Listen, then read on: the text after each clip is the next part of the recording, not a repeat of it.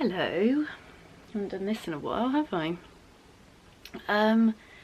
So yeah, I did a bit of a disappearing act straight after Christmas, and I didn't really I didn't really mean to, but I just thought like I should probably explain where I went.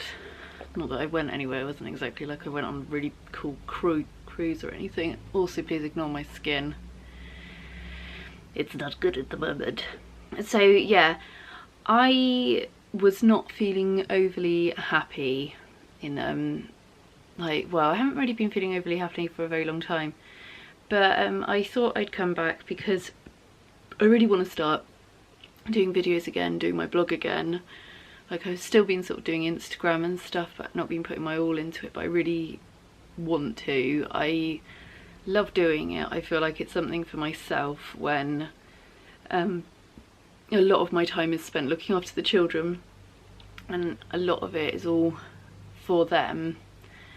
Yeah, so I wanted to come back and I wanted to explain to you sort of how my mood is, and explain to you where I've been and what has been going on. And because I want this to be a very honest thing about how I'm feeling and how my life actually is, then there's no point in really hiding a load of bollocks from you all.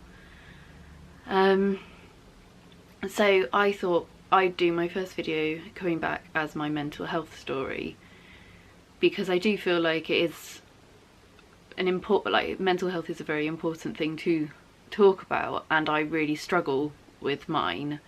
I may make a lot of jokes, but sometimes that can be quite my way of processing things, just doing everything through humour. But I just wanted to tell you all, and that I am coming back. I am going to do videos again. I'm not going to just disappear, because I love doing this, and I really enjoy actually being able to do these things and stuff, and so I don't want my mood to hold me back from doing it. So I thought I'd start off by telling you all about my mental health story, because it's a bloody long one. So then you'd get a bit of a better understanding of where I've been and how I've been feeling and where my head's been at. So I suffer with depression and anxiety. I know it's that thing that, like, everyone's like, I suffer with depression and anxiety, and it's like, I know it's a very, very common thing. I'm not saying it for like attention or anything like that, because I try and hide it a lot from people, because I just don't, I get embarrassed, and I feel like I should be able to cope with things such as looking after the children and not feel completely overwhelmed. So I get quite ashamed that I can't cope with looking after them all the time, and being able to actually like look at other mums who seem to always just have their shit together when I'm there just feeling like I'm totally failing. I first got, like, starting right from the very beginning, it's a very good place to start. What song is that from? When I was 13, I had my first spell of depression. I'll use it as that because it wasn't like sort of that bad. I was just miserable and seemed tired a lot, and I had a month off of school, and I didn't deal well with school at all. I'm not very good at being put into situations where I know I have to stick things out. Like, I'm not good with work. The only job I've ever had that I really loved was working at Moles, this nightclub that I worked at.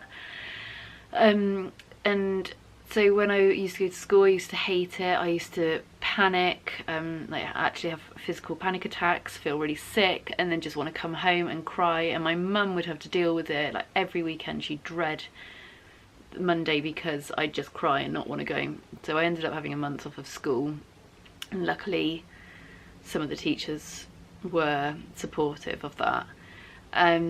But yeah, I just felt really down then, and just was really tired a lot, and it wasn't really sort of much. I wanted to live a bit in my own little world. I wanted to stay in my bedroom, watch films and not have to deal with real life. And eventually I did sort of get a bit better and things. I don't really remember how. I don't think I went on antidepressants at that point. But then when I was 15, I got depression again, and that was a lot worse that time. And I just, the difference between the two was with when I was 13, I just felt quite just down, and just wanted to be left alone and not really have to deal with things. But when I was 15, I could not cope. I just couldn't cope with anything.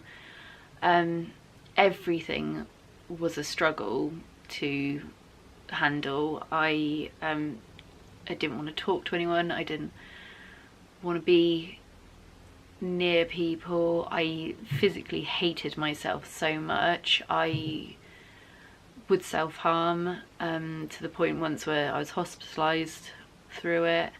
I took an overdose, which I'd taken an overdose and then of my antidepressants, and my mum had been working in the evening, and I came out of my bedroom after I'd passed out and then just threw up and told mum what had happened, and then she had to take me to the hospital. And it's funny now with being a mum and thinking back to that situation, because I remember when we were in the hospital, because I was going really in and out of sort of consciousness a bit, and I remember my mum just crying and me like wondering why she was crying when it was me that was really depressed. But obviously, like, if that was one of my children now that had done that, I'd be distraught, because I couldn't understand why they'd be so unhappy and how I couldn't protect them from being like that. So yeah, that happened, and then I was off school again for a really long time, and eventually I did have therapy, and I did go on antidepressants. I didn't stay on the antidepressants for very long because I was just determined that I wanted to figure out how to be happy myself and not through medication.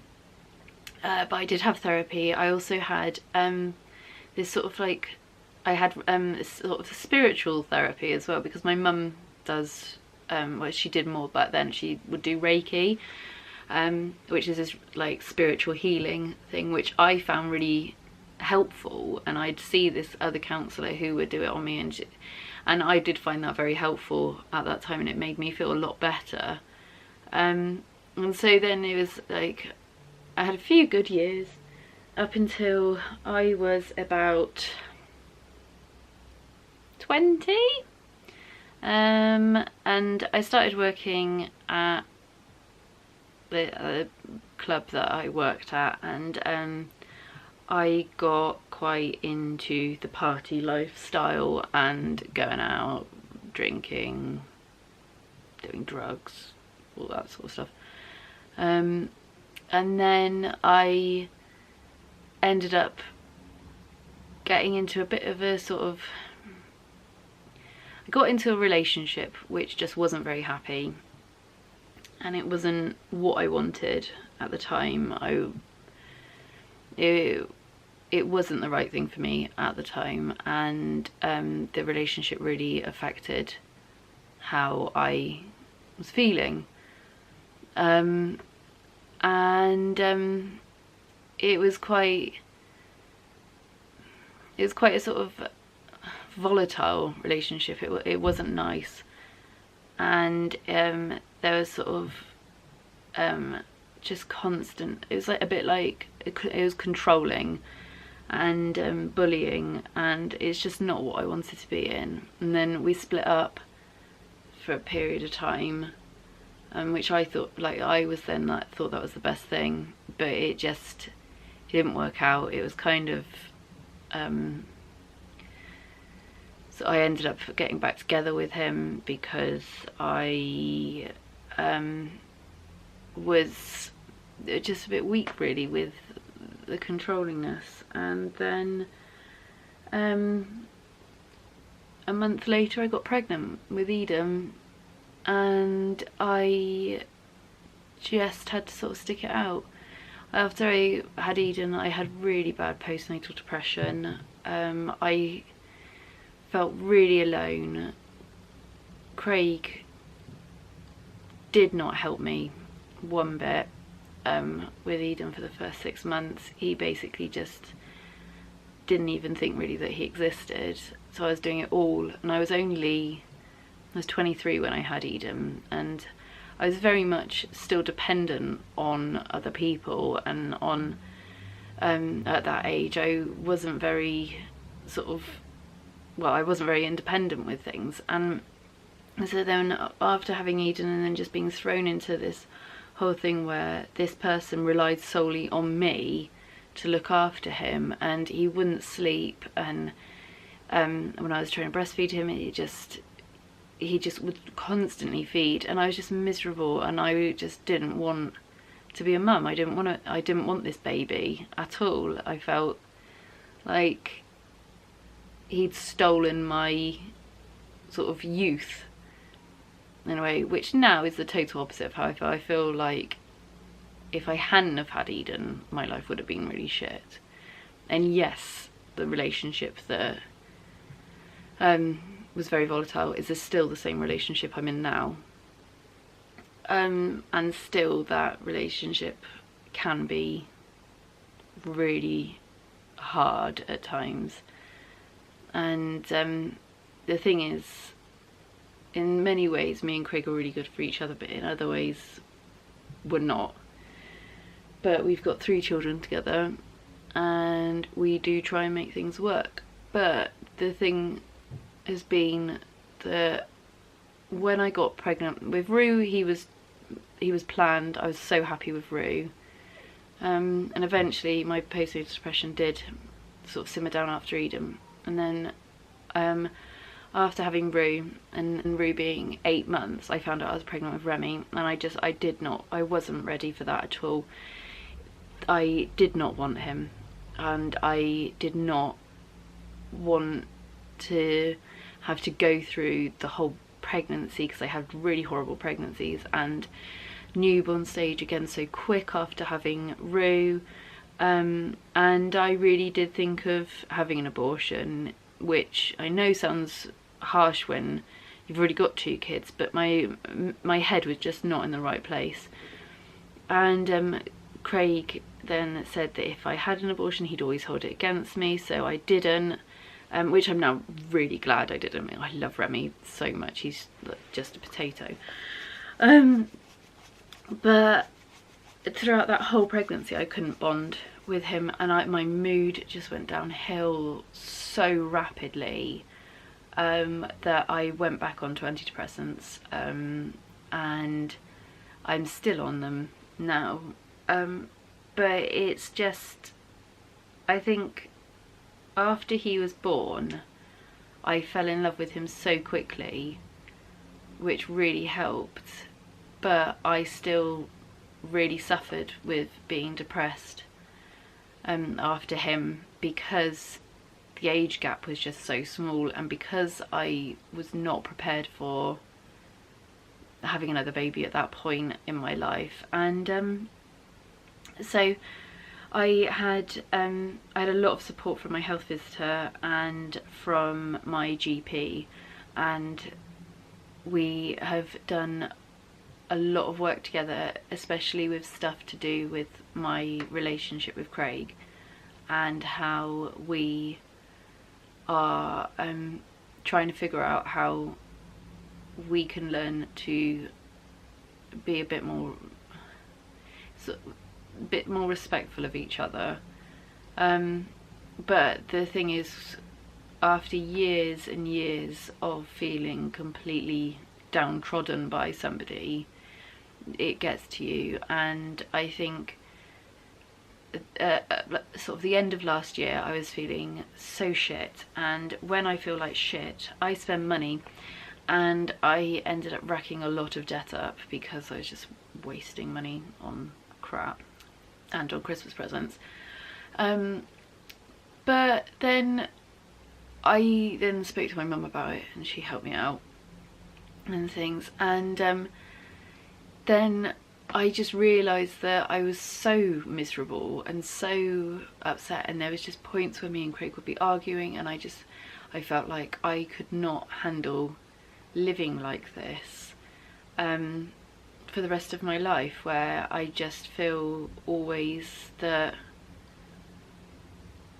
everything I'm doing is wrong, and that everything with the children I'm doing is wrong, and that I put myself down all the time, and I've just got a constant negative view of myself. So coming on and trying to do videos just wasn't going to work at that time, because I just couldn't be happy and smiley and false at all, and I don't want that. I don't want to be like that, because the people that are like that have to be false. Nobody can be that happy all the time. I definitely know I can't, and so I wanted to do this video to show that it is very much real life.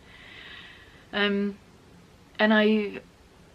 it's really only been the last week that I've started thinking I've just got to get my shit together, and I've got to try and make myself happy,